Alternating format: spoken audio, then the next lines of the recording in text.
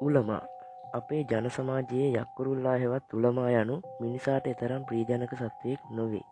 අතීතයේ ජීවත් වූ ජනතාව උලමා හෙවත් යක්කුරුල්ලා හැඳින්වූයේ යක්ෂණියක ලෙසිනි.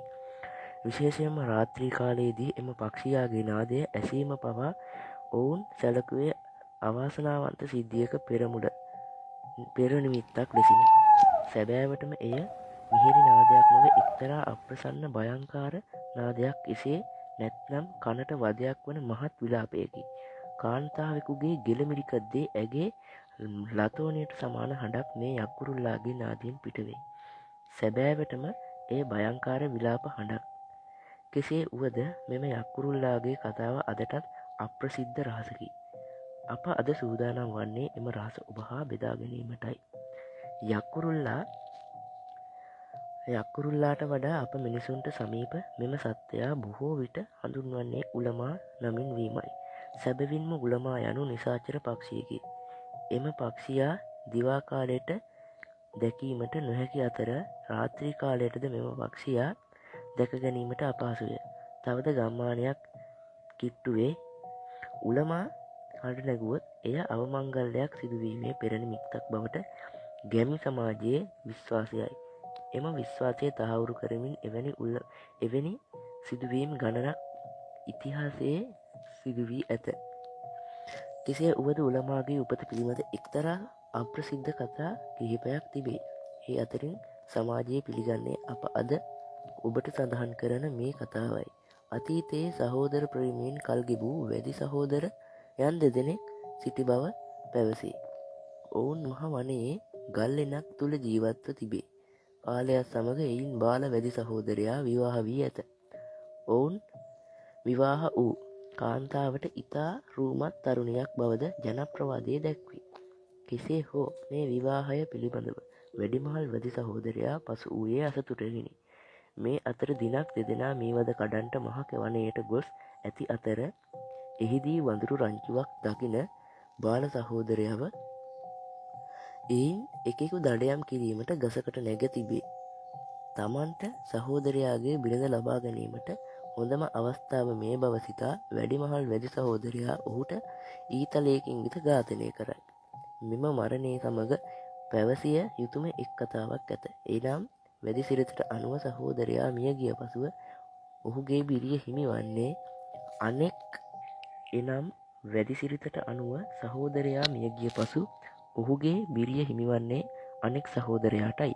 එහෙත් එසේ වීමට නම් සත්‍ය වශයෙන්ම සහෝදරයා මියගිය බවට සාක්ෂි තිබිය යුතුයි.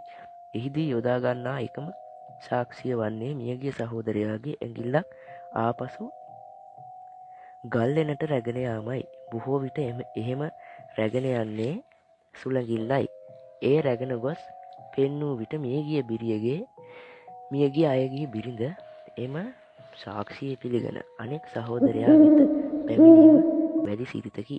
මේ අතර තම බාල වැදි සහෝදරයාගේ පපුව පසාරු කරගෙන යන ආකාරයට එසේ ඊතලයකින් විදි වැඩිමහල් වැදි සහෝදරයාගෙන් කෙරුවේ මියගිය සහෝදරයාගේ ස්වැඟිල්ල කපා මේම තමන්ගේ බුලත් මඩිස්සලයට දමාගෙන ගල්ලෙන වෙත රැගෙන යාමයි. එසේ යන්නේ කිසි දෙයක් නොවුණු ලෙසටය. බාලයා වනයේ මියගිය බවට හොඳම සාක්ෂිය වන්නේ එම ඇඟිල්ලයි.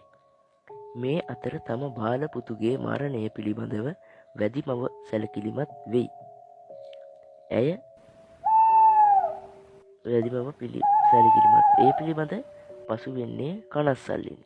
ඇය තම බාල පුතු පිළිබඳ වැඩිමහල් පුතුගෙන් ඇසුවද ඔහු ඊට පිළිතුරු දෙන්නේ නැත. ඒටද එක්තරා හේතුවක් තිබේ. එනම් තම බාල සහෝදරයා මිය ගිය බව සිය මවට බුලත් මඩිස්සලයෙන්ම දැනගැනීමට හැරීමය.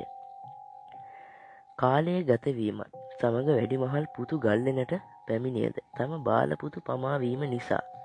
ඔහු එනතුරු අතරමඟ බලා සිටින මවට බුලත් විටක් කන්ට වුවමනා වෙයි. ඒ අනුව ඇය කරන්නේ තම ලොකුපුතාගේ බුලත් මඩිස්සලියෙන් අවුස්සා විටකට අඩුම කුඩුම සෙවීමටයි. මේ අතර ඇයට එහිදී දැකගන්නට ලැබෙන්නේ තමන්ගේ පොඩි පුතුගේ සුළඟිල්ලයි. ඒ දකින ඇයට සිදුව ඇතිදේ තේරුමියයි. පසුව ඇය මර නතුවනි දෙමින් විලාප තියමින් මහ වනයට දිවගිය බව පැවසේ. ඒ අතර මගදී ඇය මිය ගිය බවත් පසුව ඇය යක්කුරුල්ලා නම් යක්ෂණය වී නැවත ඉපදුණු බවත් සඳහන් වෙයි.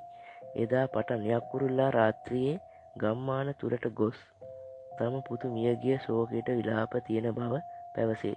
එහෙත් අප සමාජයේ මිනිසුන් සිතා සිටින්නේ මේ යක්කුරුල්ලා හෙවත් තුළම මෙසේ විලාප තියමින් හැඳීම මරණයක පෙරනිමිත්තක් බවයි. ඉතින් වීඩියෝ එක හොඳනම් ලයික් එකක් දාලා මගේ YouTube චැනල එක සබ්ස්ක්‍රයිබ් කරගෙන යන්න.